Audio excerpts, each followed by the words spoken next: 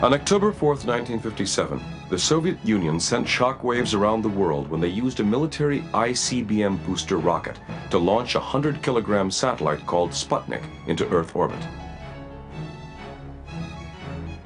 This event spawned a political and technological race between the superpowers by opening up space as a potentially terrifying new theater in which communist and democratic countries could compete. This race proved to be the ultimate arena to determine the superior political philosophy.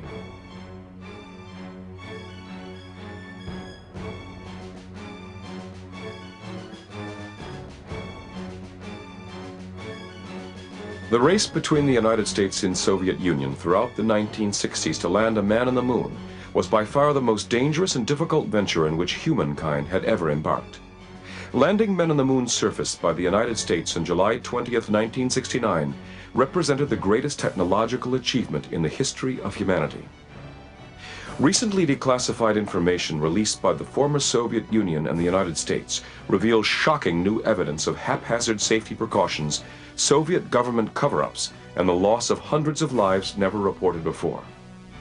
This program presents the true and previously untold story behind the race to the moon, a race that both sides were determined to win at any cost.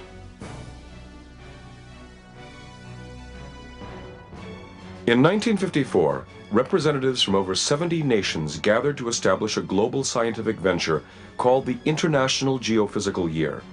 Over 30,000 scientists agreed to cooperate in the investigation of the Earth and its environment. During this gathering, the American contingency promised to launch the first satellite into space by late 1958 as a part of this scientific venture. The space effort was dubbed Project Orbiter, and a Navy Vanguard rocket was planned to be the means for getting the premier satellite into orbit. On October 4th, 1957, as I recall it, the Russians launched a fairly heavy object into orbit, and that caught us really by surprise.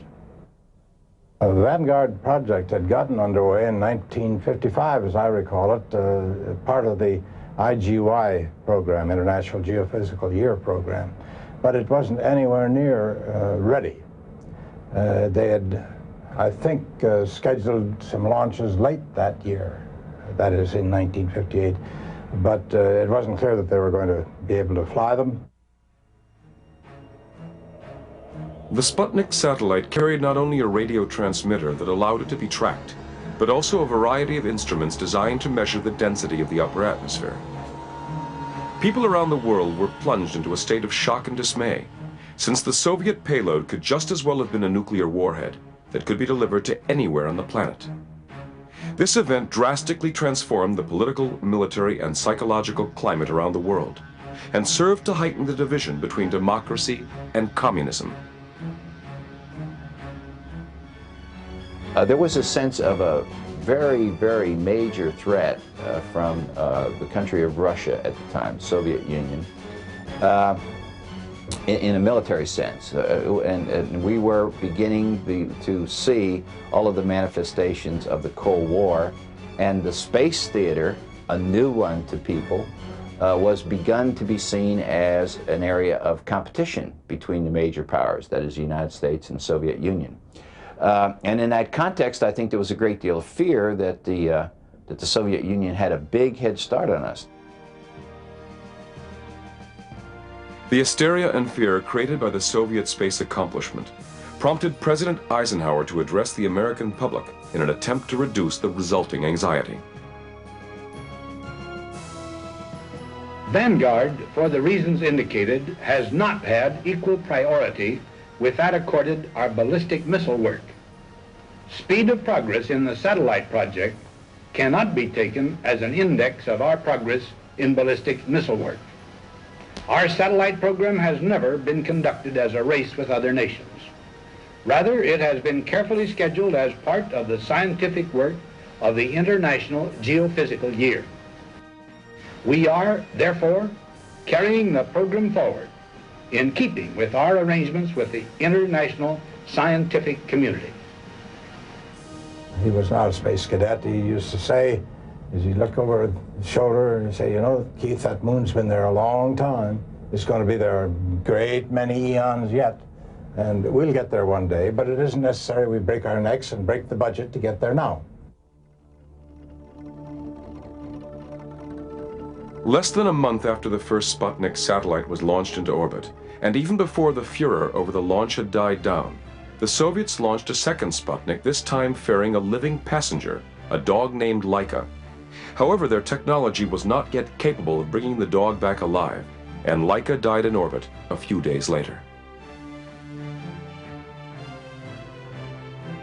The launch of the Vanguard rocket with only a grapefruit-sized satellite was pushed forward almost a full year by the surprised American government in an attempt to match the Soviet technology in space. Hundreds of reporters from around the world were present at the historic launch in December 1957. The launch attempt failed miserably and embarrassed the Americans tremendously. The Americans were floundering with their space technology, and another Vanguard launch failed the following month. It befell upon Dr. Wernher von Braun and the U.S. Army to devise a rocket that could save the honor of America. On January 31, 1958, von Braun's rocket, the Jupiter C, successfully carried a satellite into orbit and brought America into space to join their rivals. Over the next 2 years, the Soviets launched their third Sputnik into orbit with a payload that weighed over a ton, and also sent several probes to explore the moon, sending back the first pictures of the backside of the lunar surface.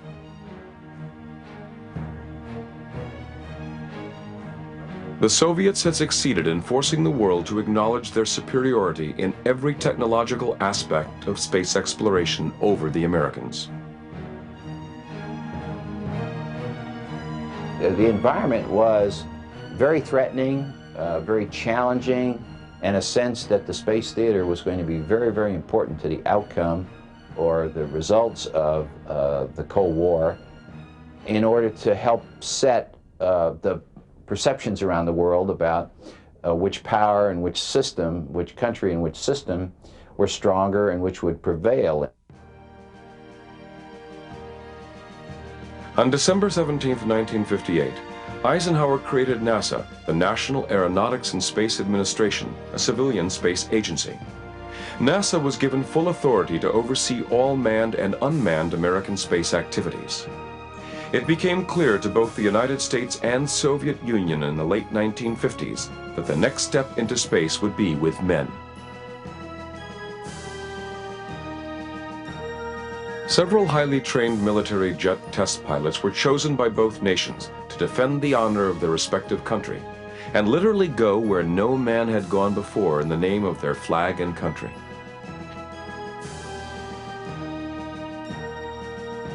The Americans were called astronauts, and all of them were highly publicized in the press. In sharp contrast, the Soviets were called cosmonauts, and everything about them was kept top secret, even the number of men chosen and their names. None of these new cosmonauts were even able to tell their families what they did.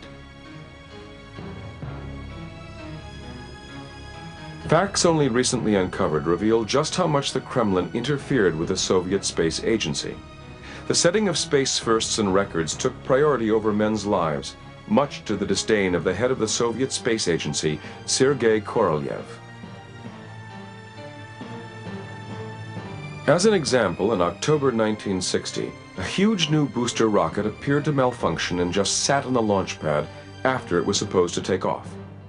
Instead of taking safety precautions, the Kremlin ordered the launch director and engineers to fix the problem immediately and get the rocket launched that day. With over 165 men inspecting the rocket, including the launch director, it suddenly blew up in a huge ball of fire and instantly killed everyone near the rocket. Rumors persist that this was an early manned launched attempt and that a cosmonaut was on board. Amazingly, this historic tragedy was never officially confirmed by the Soviet government.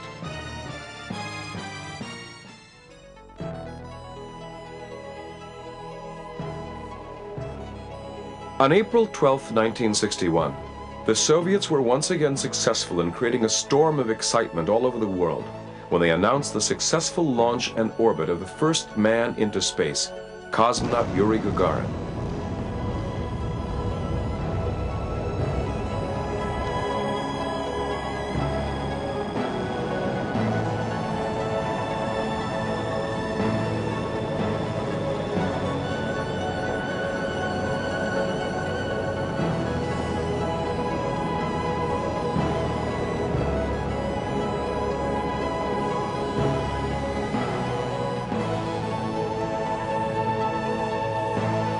Gagarin made a single orbit around the Earth during his flight that lasted about 108 minutes.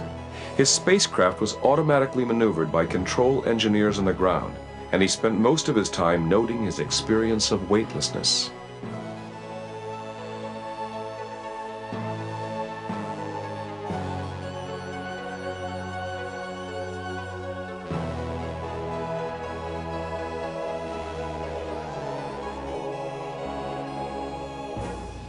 Upon re-entry, Gagarin jumped out of his capsule at about 3,000 meters and parachuted to safety, as the Soviets had not yet developed the technology for a survivable ground landing, a fact not even admitted by the Soviets until 1978.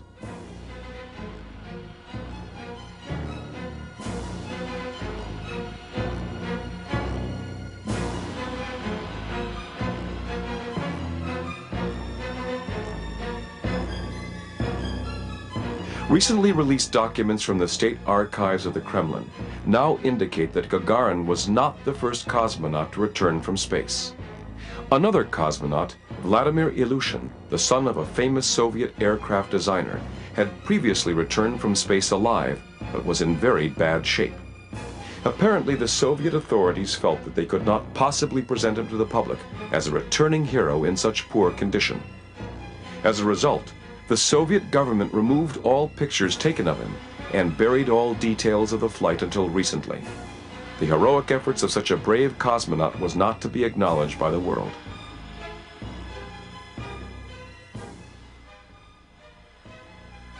Other uncovered Kremlin secrets also indicate that as many as 7 cosmonauts were killed in rocket explosions and other spaceflight attempts prior to Gagarin's flight. Cosmonauts Ledovsky, Shiborin, Mitkov, Dolgov, Belakonev, Kacher, and Grachev were never honored as pioneers who gave their lives attempting to reach space, and will remain as only names in a previously secret state archive list of cosmonauts who died in rocket accidents. Between 1959 and 1961, the Soviet Union simply did not allow for the release of any facts that would reflect negatively on their space agency, which was itself shrouded in secrecy.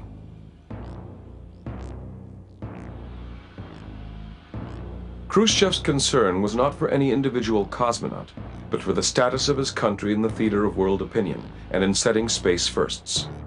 Khrushchev also bragged that the Soviet Union was not only going to establish nuclear missile bases in orbit around the Earth, but also had plans to establish military colonies on the Moon as well. Positive perceptions of communist philosophy was at its peak.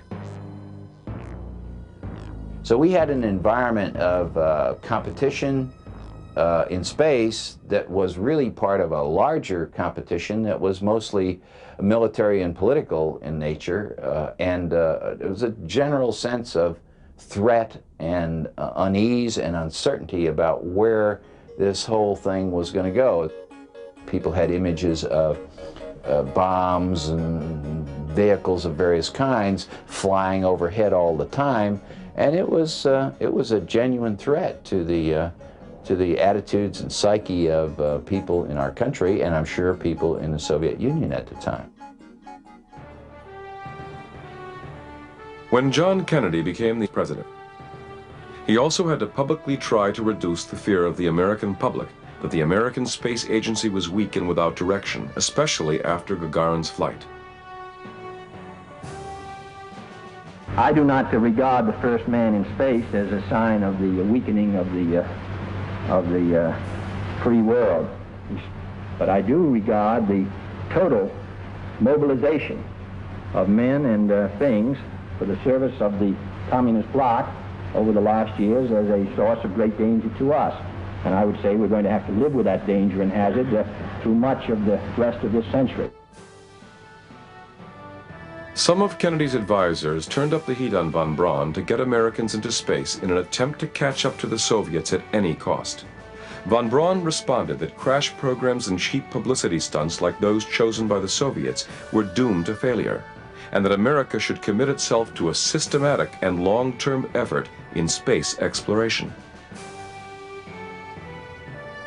They kept worrying themselves that we were going to do the wrong thing, shoot ourselves in the foot, that we were going to create a big political problem for Kennedy, that we'd kill somebody or that we would not know what we were doing, that it was a fly-by-night operation. I mean, all good questions. So we were continuously having to prove that.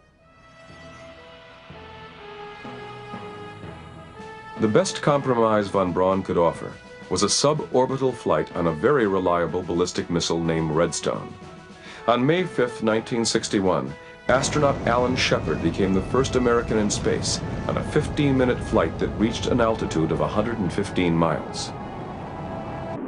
This is Freedom 7. The fuel is go. 1.2 G. Cabin at 14 psi.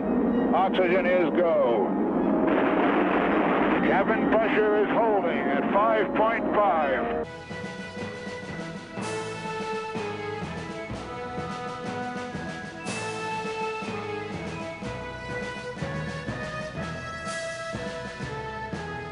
After Shepard's flight, Kennedy pointedly asked von Braun and his closest scientific advisors what America could do to achieve prominence in space and beat the Soviet Union at their own game. Given the Soviets' tremendous head start in space, the scientists told Kennedy that the only task America could possibly accomplish before the Soviets was a manned lunar landing. By mid-May of 1961, Kennedy had his fill of embarrassing setbacks in the American Space Agency and was fed up with Soviet threats and bellicose claims of Soviet superiority in space. Kennedy then challenged the Soviet Union to the most historic race in human history, to land a man on the moon by the end of the decade. Kennedy's rhetoric emphasized that this venture was to prove that freedom and democracy had to prevail and overcome the evil intentions of the sinister Soviet Empire. For the eyes of the world now look into space, to the moon and to the planets beyond. And we have vowed that we shall not see it governed by a hostile flag of conquest, but by a banner of freedom and peace. We have vowed that we shall not see space filled with weapons of mass destruction, but with instruments of knowledge. And only if the United States occupies a position of preeminence can we help decide whether this new ocean will be a sea of peace or a new terrifying theater of war. We choose to go to the moon in this decade and do the other things, not because they are easy, but because they are hard. Because that goal will serve to organize and measure the best of our energies and skills. Because that challenge is one that we're willing to accept, one we are unwilling to postpone, and one we intend to win. The Soviet threat, if you will, in the Cold War provided an enormous motivation for those of us that were in the NASA program. Personally, I looked upon this as just another battle in the Cold War. My friends were fighting in Vietnam. I happened to be fighting a more peaceful war in space. And there was an enormous motivation on the parts of everybody to overcome the leadership that the Soviets had demonstrated in space and to get to the moon first. We had the blank check, we had the priority, and Congress thought we were a bunch of nuts, so they didn't want to have anything to do with it, and that was the best favor they could do for us, just stay out of it. Congressional support was really very good. As a matter of fact, they were pushing us. I don't think in my 20 months there that I ever had a budget proposed to them that they didn't want to add something to. My stock answer was, I have studied this, we have presented you with a budget which is what we think we can usefully use. If we need any more, you may be certain I'll come right back to you. Oh, they gave us more freedom because they didn't really understand what we had to do and how far-reaching it was. And so the bureaucracy took forever to catch up with us. I mean, we were all running, man. Zoom, 7 days a week, all our waking hours. And I'm hiring people. Shit, I'm hiring people like crazy. In my organization, everybody else is doing the same thing.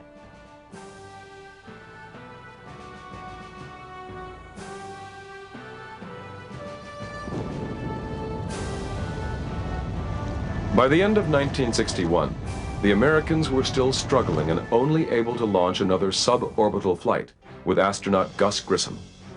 The Soviets, on the other hand, put cosmonaut German Titov in Earth orbit for an entire day and 16 revolutions.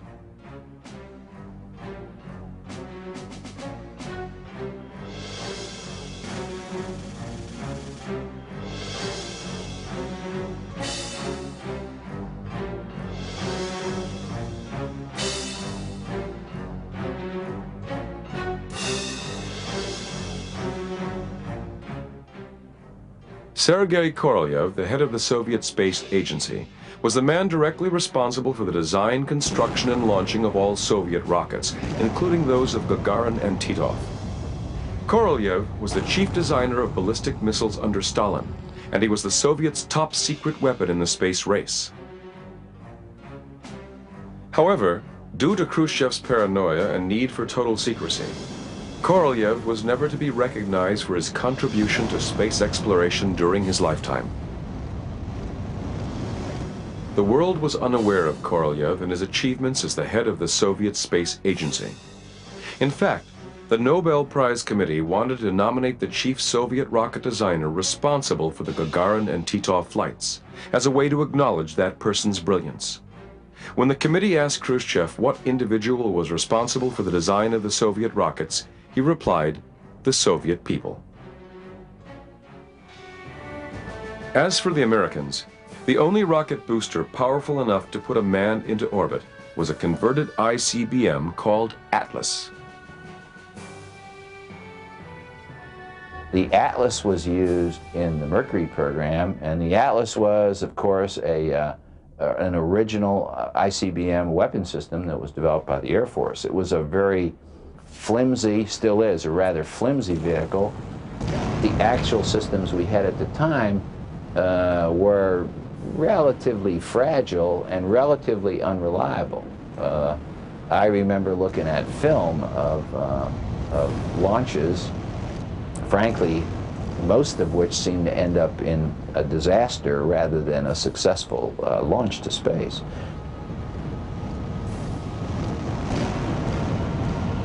Went up to the top of Hangar S where we had our crew quarters at the Cape.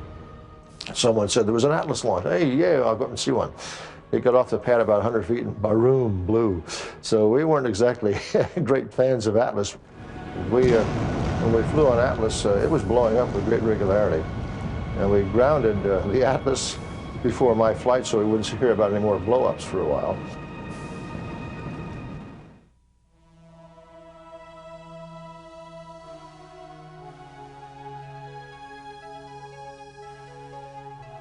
Astronaut John Glenn was originally scheduled to make a forgettable third suborbital spaceflight.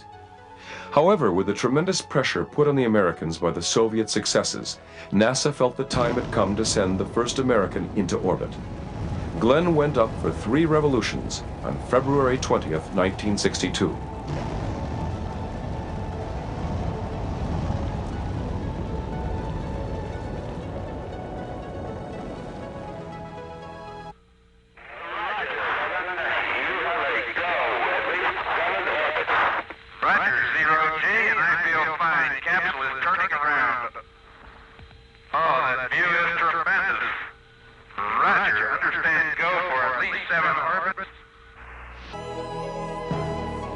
John Glenn's success restored some of the self-respect that Americans had lost since the beginning of the space competition with the Soviets. The Americans were still trailing the Soviets, but Glenn's success finally landed the Americans on the same playing field and within striking distance of the moon. There followed a succession of 3 more solo American flights over the following 15 months, which included the flight of Scott Carpenter, Wally Schirra, and Gordon Cooper.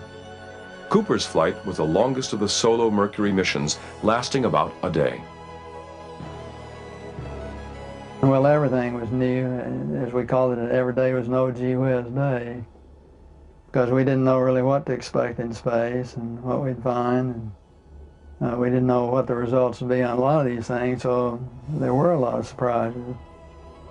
But each time we found out something, it put another peg in the board for us to know to move from. So we were beginning to get a little sense that we were doing things right, that we were getting better all the time. And that was indeed the objective of NASA in those days. Push the state of the art as hard as you could, but don't waste your muscle. In August 1962, the Soviets raised the bar again by not only placing cosmonauts in space for a much longer time than the Americans, but by sending 2 spacecraft for a planned rendezvous. Cosmonaut Andrei Nikolaev in Vostok 3 met briefly in space with cosmonaut Pavel Popovich in Vostok 4. In reality, neither spacecraft had the ability to change orbit to effect a proper rendezvous, but the event was hailed in the press as the first rendezvous on the road to the moon.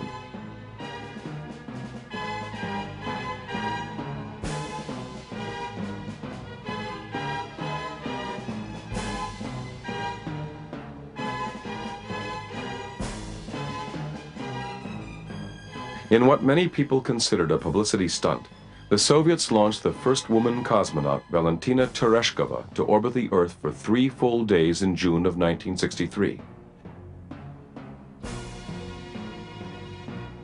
While in orbit, she rendezvoused with another cosmonaut, Valery Bykovsky.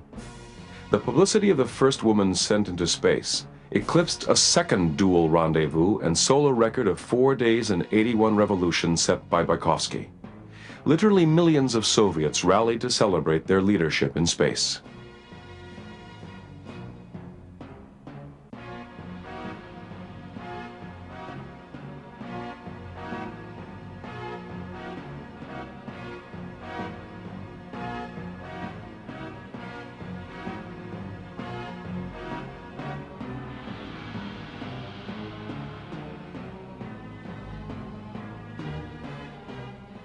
By late 1963, President Kennedy, realizing the incredible scope and cost of a trip to the moon, as well as recognizing the leadership position held by the Soviets at that time, made an almost unbelievable offer to the Soviets during an assembly of the United Nations. Finally, in a field where the United States and the Soviet Union have a special capacity in the field of space, there is room for new cooperation, for further joint efforts in the regulation and exploration of space. I include among these possibilities a joint expedition to the moon. Why, therefore, should man's first flight to the moon be a matter of national competition? Why should the United States and the Soviet Union, in preparing for such expeditions, become involved in immense duplications of research, construction, and expenditure?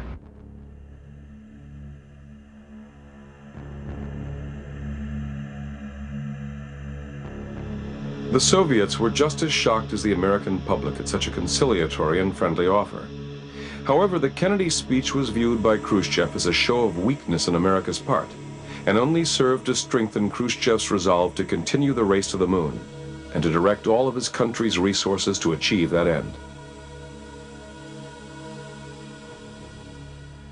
The Soviets realized early on that a flight to the lunar surface would require a minimum crew of 3.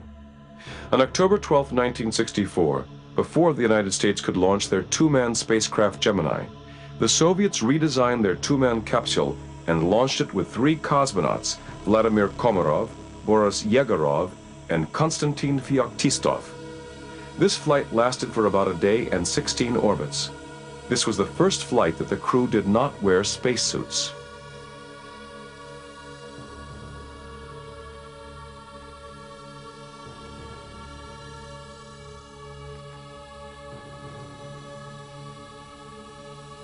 With Khrushchev's win-at-any-cost philosophy, the only way 3 people could fit in a capsule originally designed and built for 2 was to have the cosmonauts risk flying without spacesuits. This very dangerous move paid off, and further fueled the fears that the Soviets would be the first to reach the moon. The Soviet competition, I think, was a great motivation for the American space program. And although, as a part of that program, I was not aware of the details of the Soviet program, and I didn't understand exactly where they were all the time. None of us did.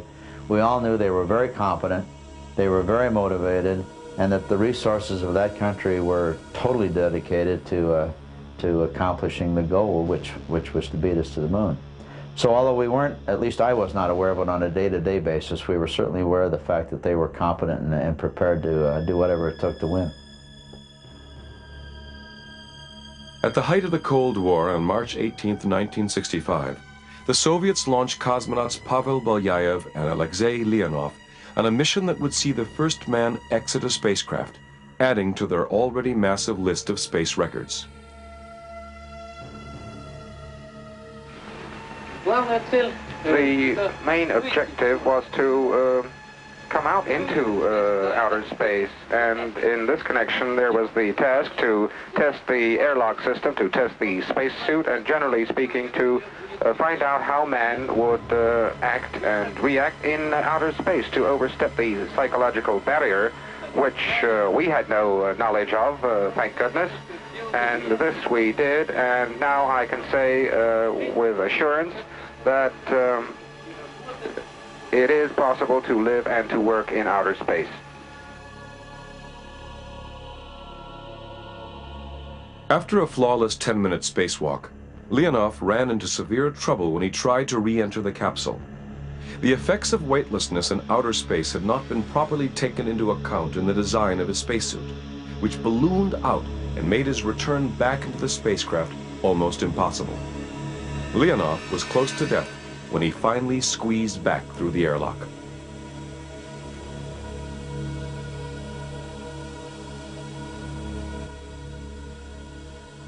As events ultimately unfolded, this flight marked the end of Soviet dominance in space. Shortly after Leonov's mission, the United States began flights with their two-man spacecraft Gemini and firmly assumed the leading role in space exploration by breaking all Soviet space records. Project Gemini was conceived to bridge the gap between the solo Mercury missions and the moon missions of Apollo.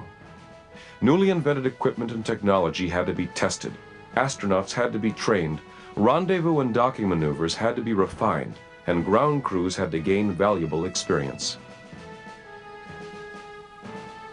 You got to remember, Mercury was not a maneuverable vehicle. It could go up and come down, and that's all. It had no maneuvering capability. So that was the first thing we wanted to do, was maneuver. The second thing we wanted to do was, could it go find somebody up there? Could it go do a job up there? Could it go rendezvous with something? Could it go dock with something? Could you attach a rocket to it and go to someplace else? Those were all the things we were thinking about when we came to Gemini. The Gemini program objectives were to prove out that we could do all the operational things we had to do to be able to do the lunar landing. Gus Grissom and I were on Gemini 3, the first flight of the Gemini. It was to prove that we could do maneuvers in space, manual maneuvers in space, and also to prove out lifting and re-entry, and we proved it out.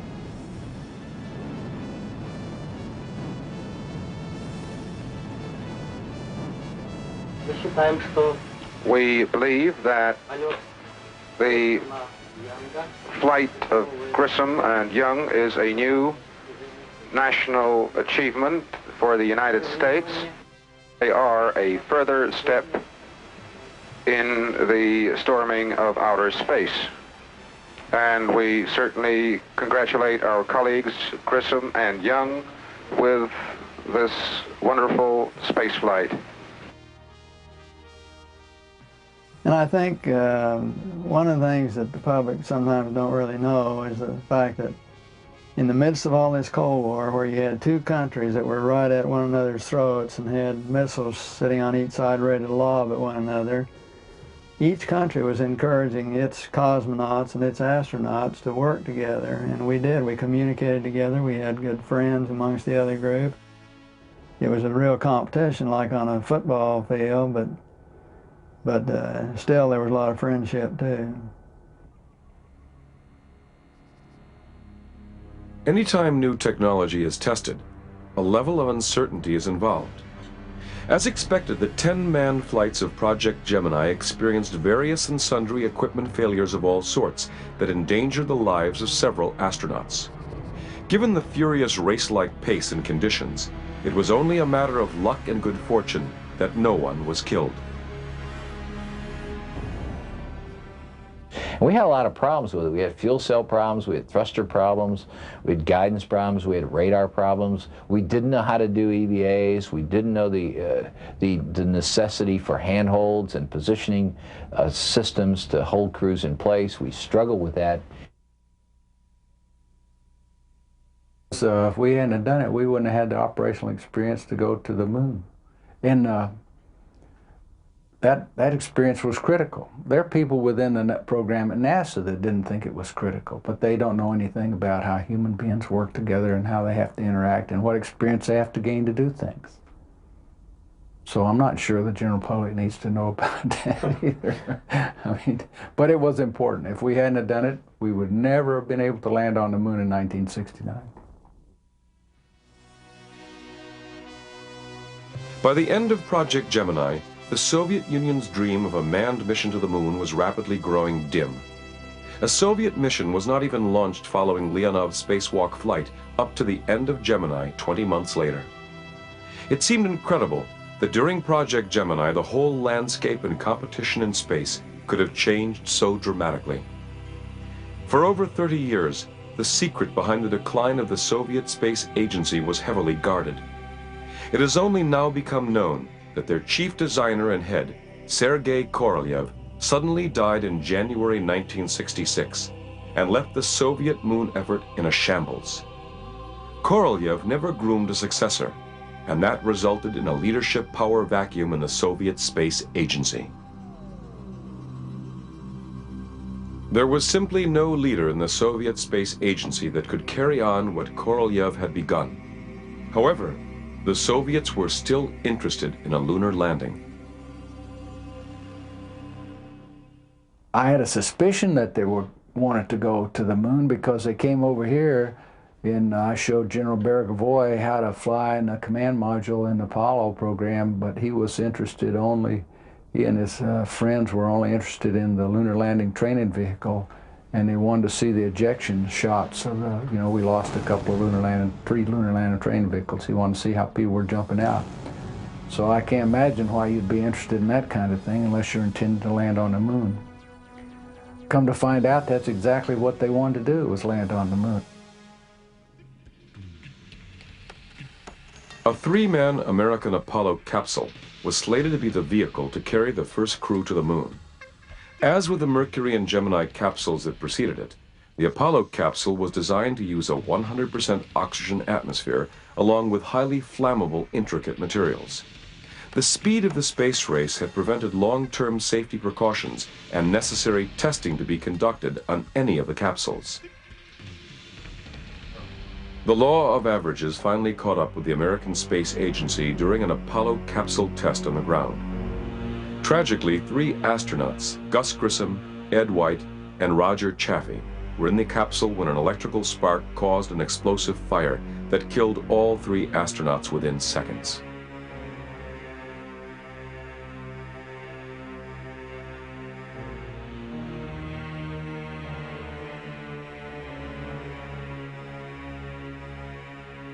After the fire, I don't think we would have continued had we not made the commitment. The country made the commitment, and they would have looked like a bunch of gooks if they hadn't continued on in the eyes of the world and in their competitive position in the Cold War. There was something like 1,900 changes that were looked at after the Apollo fire, and the Apollo program made 1,300 of them. it wasn't only in just improving the fireproof ability of the command module. There were many changes made in the lunar module and many changes made in the overall configuration of the command module, like the outward opening hatch, and of course completely redid the wiring in the vehicle from being very hazardous to more conventional aircraft bundle wiring, and it worked out fine. With the American space program stalled for the foreseeable future, the Soviets became filled with renewed confidence that they might just have a chance at winning the race to the moon.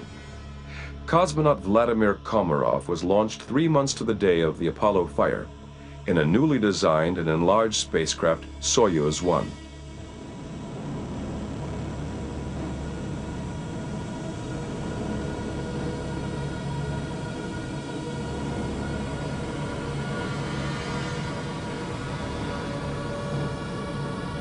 Unfortunately, the law of averages also caught up with the Soviets as well. There were several design flaws and malfunctions in the capsule during Komarov's flight that required an emergency return. The spacecraft began to tumble out of control during re-entry, making the parachutes tangle and collapse upon deployment. Komarov's spacecraft came in like a fireball and hit the Earth at 500 kilometers an hour, killing him instantly upon impact.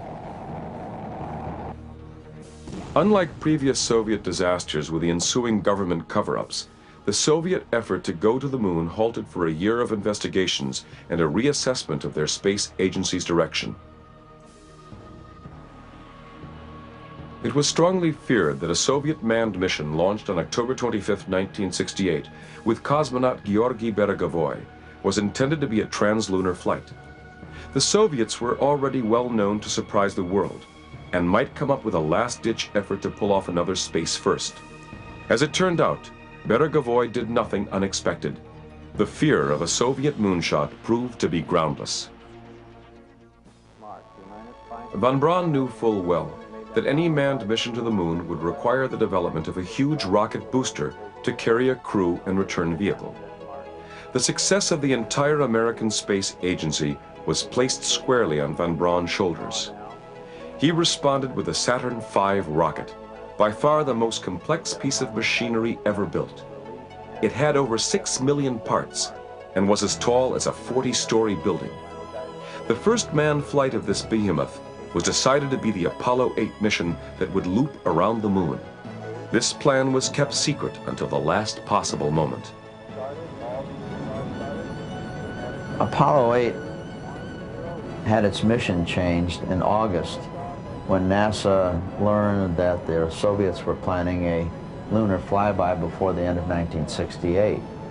And so we were abruptly changed from a Earth orbital mission. And when you stop to think about it, I still marvel at the fact that here was the first manned Saturn V, the first time to the moon, so many firsts in this thing.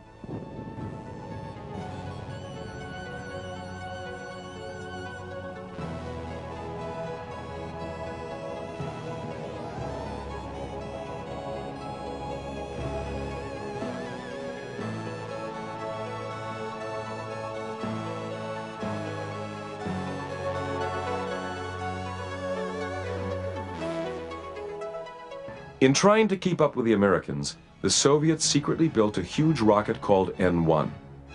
This booster would be necessary to send a manned mission to the moon. However, without Korolev at the helm, there were several design problems that were never resolved. Very few people remember that in parallel with American Apollo program, Soviets attempted to have their own program. But this Soviet program on kind of counterpart to American Apollo, it failed. It failed because the large rocket, Russian counterpart to Saturn V, exploded several times, even without getting chance to take off the launching site. Tragic consequences at launch attempts killed dozens more Soviet engineers. At that point, the Soviets simply dropped out of the space race to the moon. You can call it naivete or what. I just never doubted that we were going to make it to the moon. The only question that I had was whether we were going to get there ahead of the Russians. And that was the, to me, that was the $64 question. But it turned out we did. On July 20th, 1969, the greatest race in history came to an end when the Apollo 11 lunar lander reached the moon's surface. Astronauts Neil Armstrong and Buzz Aldrin stepped out of their spacecraft and into the history books. Millions of people around the world watched on television in complete awe at the American technology.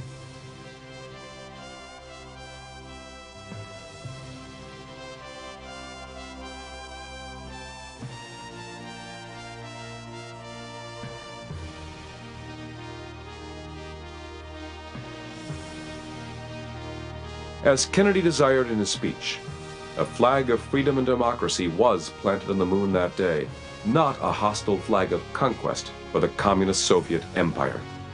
The world would finally acknowledge the clear superiority of the democratic American technology over the Soviets. The moment American landed on the moon and American astronaut left his footprint, the Soviet government decided that the importance, significance of continuing these huge efforts, multi-billion-dollar effort in Soviet Union, just evaporated, and we decided, yes. Silently we admitted that we lost the race for the moon. For the United States, the space race mobilized talents and pooled resources in an unprecedented manner. It was the largest single peacetime concentration of manpower, with the peak years employing 450,000 people in various capacities. The space race cost America well over $25 billion. However, the effort led to unequaled progress in American technological development that continued to be exploited and expanded upon throughout the 70s, 80s, and into the 90s. For the Soviets, the space race proved to be one of the contributing factors in the demise of the country, as its political and economic systems were unable to cope with such a massive effort. Following the breakup of the old Soviet Empire and the collapse of communism, Russia and its space agency are in a state of bankruptcy. The economy has crumbled, and the Russians are barely able to maintain their aging Mir space station, depending entirely upon the sponsorship and support of foreign countries, including the United States. In striking contrast to the space race, a new philosophical climate exists where the success of future space exploration now depends on international cooperation, as no one nation is either willing or able to support such endeavors independently. An international space station is also to be built by the United States in collaboration with the Russians and other countries. Prophetically, in 1965, cosmonauts Alexei Leonov and Pavel Belyayev, who once competed toe-to-toe with the United States in the lunar space race, foresaw the inevitability of meeting and working with Americans in space on a space station, not as enemies or competitors, but as partners.